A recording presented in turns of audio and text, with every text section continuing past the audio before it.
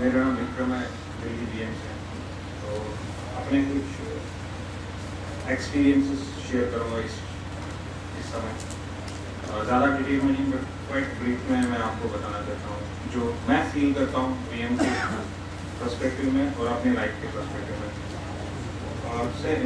ये जो सेशन है ये अपने बारे में भी बोलना है कि आप इसलिए मैं थोड़ा ब्रीफ बताऊँ कि कनेक्टिविटी है कहीं ना कहीं रिलेशन मेल करता है।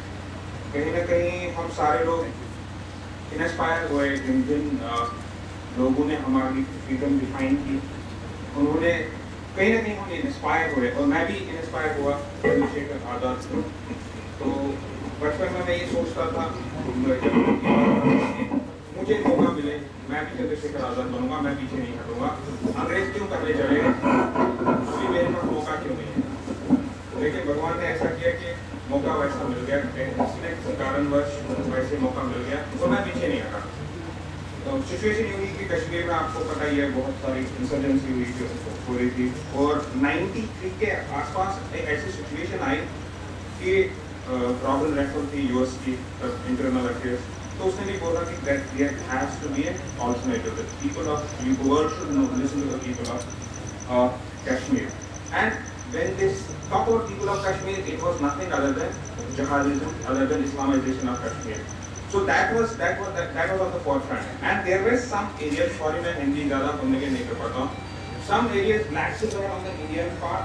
वो lapses क्या थे कि जब हमारी सेना जाती थी वहाँ पे, तो 93 में ऐसी सिचुएशन थी कि वहाँ टेररिस्ट बैंकर्स थे, आर्मी की सिचुएशन, वो आपस में छेड़छाड़ नहीं करते थे, लेकिन आर्मी में अटैक होती थी, आर्मी को ये नहीं पता कि मुझे वापस कहाँ रिपेल करना, वो अंधाधुंध गोलियां चलाती थी। तो वैसे ही इंसिडेंट हुए थे ब्रिजवाड़ा में, जहाँ आर्मी में मास फायरिंग की, 56 लोग मरे।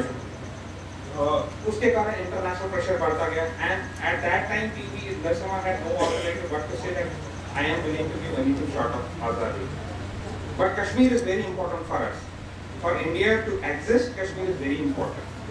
So if India accepts that Kashmir has to break away, that means the existence of India is at stake. Tomorrow every state will come up and there will be a breakup. India will never remain India as a united India the way जो हमारे भारत का जो perception है ये वैसा नहीं रहेगा। तो it is very important to keep India integrated. उस समय हम भी कश्मीर से निकले थे, हमारा भी समाज कश्मीर से बाहर थे, लेकिन उस समय जो था वो चंद्रशेखर आज़ाद बनने का शौक था।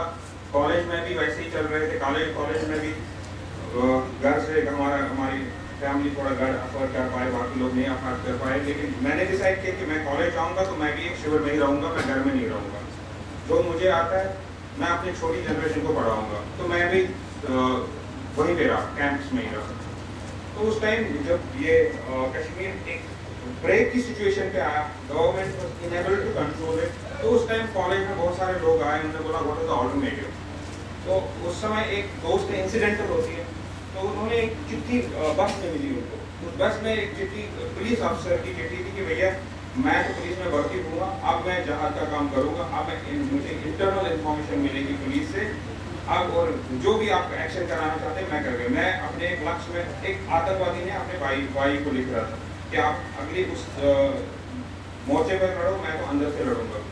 ये चिट्ठी किसी एक मेरे दोस्त को मिली, वो अपने मिलिट्री इंटेलिजेंस के पास लेके भैया आप पुलिस में भी आतंकवादी दिख रहे हैं, जब उसके पास ले गए तो वो हंसने लगा। तो वो बहुत बुरी तरह उसने बोला यार ये तो हद होगी, मैं तो आपको एक इन्फॉर्मेशन दे रहा हूँ, जैसा इन्फॉर्मर इन प्लीज, तो आप उसको पकड़ लीजिए। वो हंसने लगा, ये तो बहुत सारे होते हैं, कौन सी बात है, हमारा काम ऐसे थोड़ी करो। तो वो बाहर आके बहुत पछता रहे, दुखी होके बाहर बैठ गए, तो करना ला गया उसको, आप क्या कर रहे हो, बोलो मैं ऐसे आ रहा, मुझे शर्म आती है कि देश के कैसे एक मेजर आया, उसने मैं इन्फॉर्मेशन देने के लिए गया,